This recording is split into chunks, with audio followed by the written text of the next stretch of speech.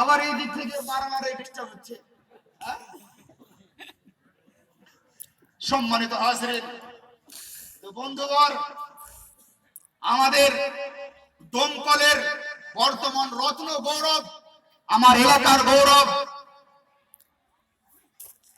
বর্তমান সময়ের জনপ্রিয় বক্তা, পছন্দনীয় বক্তা, প্রিয় বক্তা হযরত আল্লামা মাওলানা সেলিম রাজা মানজারি চতুর্বেদী।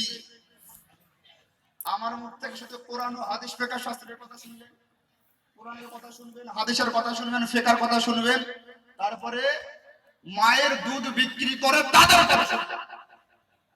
কথা বুঝতে পারলেন না?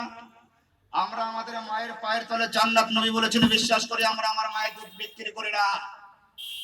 আর একটা আছে মা বলবেও মায়ের দুধ বিক্রি করবে, মায়ের দুধের কোনো দাম হয় না, তাদের কথা শুনতে হবে। সম্মানিত আছে, যাই হোক চলে এসেছেন, তাকে বসিয়ে রেখে আর আমি আলোচনা করবো না।